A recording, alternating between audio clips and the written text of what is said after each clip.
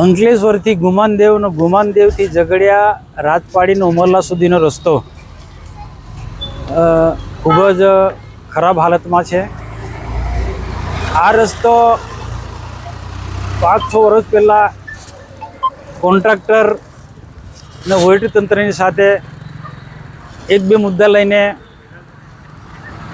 એકબીજાને સામે આમ ફરિયાદ થઈ। એજન્સીની સામે જે તે સમયના ડીએસપી અને કલેક્ટરે ફરિયાદ કરી। એ લઈને આખો મુદ્દો આ કોર્ટમાં હતો, પણ કોર્ટમાં પણ 5-6 મહિના પહેલાં કોર્ટે આદેશ કર્યો છે કે એજન્સીને 85 કરોડ જેટલા ચૂકવવાના, એવું કોર્ટના આદેશથી સરકારે 85 કરોડ રૂપિયા એજન્સીને ચૂકવ્યા। પણ દુઃખની વાત એ છે કે 85 કરોડ એજન્સીને ચૂકવ્યા પછી પણ રસ્તાની સ્થિતિ એની તે જ છે। હવે આખો મામલો કોર્ટ મેટર હતી, કોર્ટનો મુદ્દો છે, એટલે અમારે બીજું ઝાઝું કંઈ બોલાય નહીં। પરંતુ પ્રજાના હિતના માટે સરકારમાં અમે મુખ્યમંત્રી સુધી આની રજૂઆત કરી કે ભાઈ 85 કરોડ રૂપિયા ખોટી રીતના ચૂકવ્યા છે, એની સાથે અમારે કોઈ લેવા દેવા નથી। આમ તો ખોટા જ છે, રોડ તેનો તે સ્થિતિ છે, પણ પ્રજાના હિત માટે આ રસ્તો તાત્કાલિક બનવો જોઈએ। તો મુખ્યમંત્રીને રજૂઆત કર્યા પછી આ રસ્તો મંજૂર થયો છે અને 4 લેન નહીં પણ 6 લેન આ રસ્તો બનવાનો છે। આ રસ્તો 6 લેન બનવાનો છે અને જ્યારે 6 લેન બનવાનો હોય તો સ્વાભાવિક છે કે ઘણા બધા ચોકડી પરથી માંડીને ઘણા બધા ખેડૂતોની જમીન પણ એમાં સંપાદનમાં આવશે। તો આ 6 લેન બન્યા પછી આ લોકોને જે પ્રકારની તકલીફ પડે છે એ બધી જ પ્રકારની તકલીફ દૂર થઈ જશે।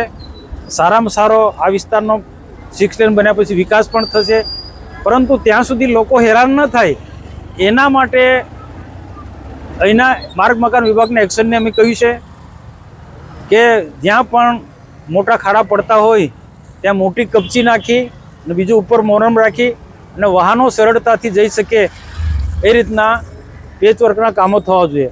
અને બીજું આ જ્યાં ઊભા છે ત્યાં એ જગ્યા છેલ્લા 5 વર્ષથી હું જોઉં છું કે ગમે એટલા પેચના કામો થાય છે પણ ચોમાસામાં અહીંયા બેસી જાય છે।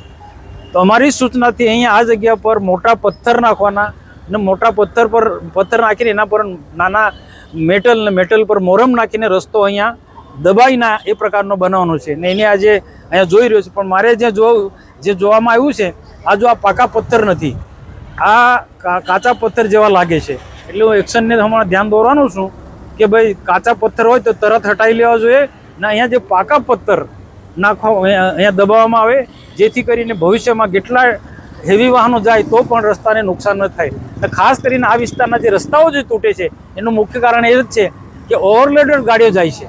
ઓવરલોડ ગાડીઓ જવાના કારણે ગમે એટલો રસ્તો મજબૂત હશે પણ એ રસ્તો ચોમાસામાં તૂટી જવાના છે।